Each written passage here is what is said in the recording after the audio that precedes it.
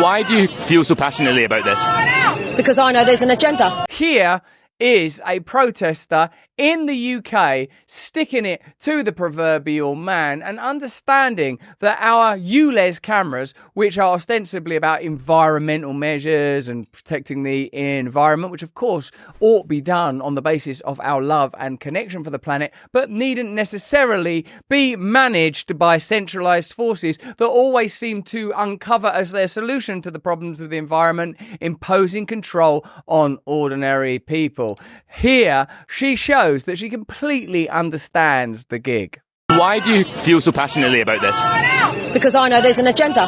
What's the agenda? The agenda is paper mile next, then it's electric, then it's car sharing, then it's reduced private ownership of vehicles, then all these cameras are always going to be for the police. It's for surveillance. You think it's going to be used to prevent crime, but it's actually going to be linked to when we go to digital ID with our digital currency, all linked to our carbon footprint, essentially a credit scoring system. Do you see how people have actually understood the way the wind is blowing and what bureaucratic, democratic tyranny looks like? Do you remember we spoke a little while ago about Alexis de Tocqueville's analysis on this, that democracy has always had the inclination towards tyranny in so much as it can become a set of institutions that are centrally governed and controlled while still allowing most people to feel like they're participating in democracy because they get to vote once every 4 years. And when you see something like that, you realise people understand. People know what's what. People know what's going on. Here's a member of parliament in the UK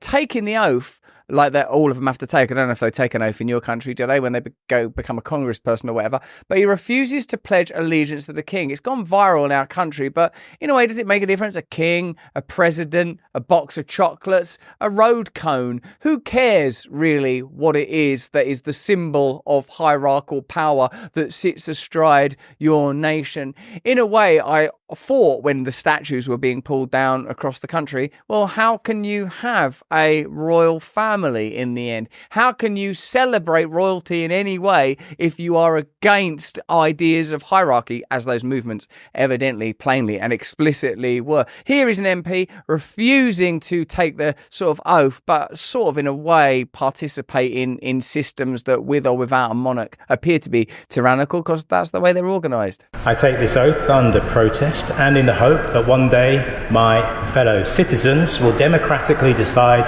to live in a republic. Until that time, I do solemnly, sincerely and truly declare and affirm that I will be faithful and bear true allegiance to His Majesty King Charles according to law. Won't make no difference. Won't make no difference, mate. Won't make a blind bit of difference. This is fantastic. Ed Miliband has just got a job in the new government as kind of an environmental minister or some such description. Now, I met him before and interviewed him when he himself was running for Prime Minister as the leader of the Labour Party. They've just been elected in my country. Have a look at this wonderful piece of propaganda, easy soft propaganda on easy soft TV of a morning, and note that Ed Miliband, his expression, his face and his demeanour belie the obvious evident fact that we all know and we all understand that politicians are playing a kind of game. When he talks about electric cars and how everyone should have an electric car, and electric cars are the solution, and why don't you have an electric car? Why are our cars not electric? Moment, government needs to step up. I presume you've got one. I haven't yet. It's a work in progress. What? Practice what you preach. It's a work in progress. We were actually on our way to buying one before lockdown. It is going to happen, I promise you. I have bought an electric bike, but it's on its way. Electric bike? That's unnecessary. A bike, that's more electricity. You should be able to ride a bike. I've got an electric toothbrush. They don't need to be electric. I've got an electric bike. I've got an electric dildo.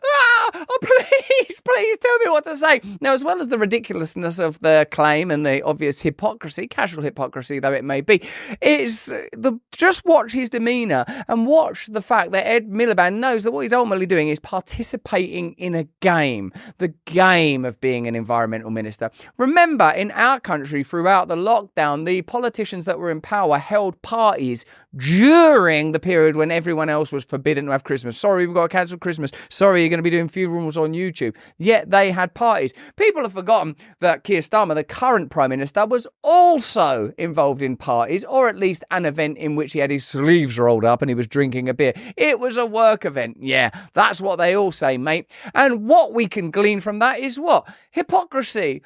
Just the way that the institutions function, the way that they are run. They run on hypocrisy, the way that Ed Miliband's bike runs on electricity. Unnecessarily, because you can run a bicycle using your tootsies.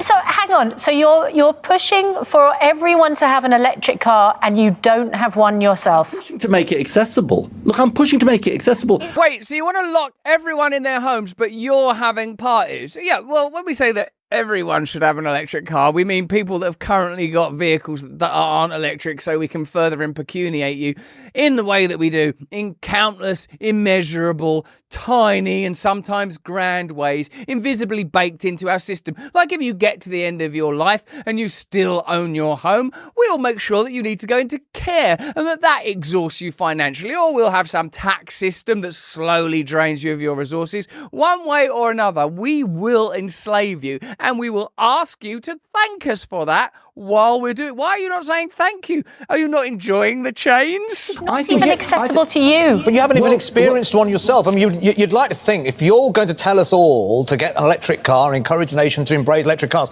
Look at the smile. You would have trialled it out for some time and can tell us whether it's any good or not. Well, I've definitely been in an electric car, and look, it's the way we've got to go. It's the way we've got to go for climate reasons. This is the point. This change is coming. This change can benefit our country. I want to be part of that change. Look, maybe... But not yet. Like other... Look at the smile, because they know it's a game. And who are the people that write the rules of the game? They are the elders of the system, as well as the current leaders, who are, of course, ultimately linked in myriad ways. And it may not be shadowy, and they may not wear hoods, and they may not even worship Moloch around a fire. But what's corroboratable, observable, evident and plain is that there are financial and bureaucratic interests that transcend democracy that ultimately govern and control these figures and the economic systems that they endorse. And Tony Blair, see the finger, see Tony Blair turning into a satire of himself before your very eyes, warns that Labour, the current governing party, embrace AI or force to raise taxes. That's what we're going to have to do, he says, chiding, chastising and educating you with a digit so long that Rupert Murdoch's former wife must be astonished at the value that can be packed into one hand, although no one's proven that those rumours are true, of course. What I'm interested in really is how power functions, what roles these people play, how these people that end up as literally lords and seem, in the case of Tony Blair, to have vested interest in data companies that will likely benefit when the National Health Service, that's our Medicare long established, are able to access all of our health data. There is no objectivity, there is no honour, there is no valour, there is naught but some invisible system, some vital urge towards more power and more wealth. We can't make this content without the help of our sponsors. Here's a message from one of them now. Let me ask you a serious question. Do you ever wonder what happened to martial arts legend and film star Chuck Norris? Chuck Norris is 81 now. He's still active. He's strong. He's kicking ass.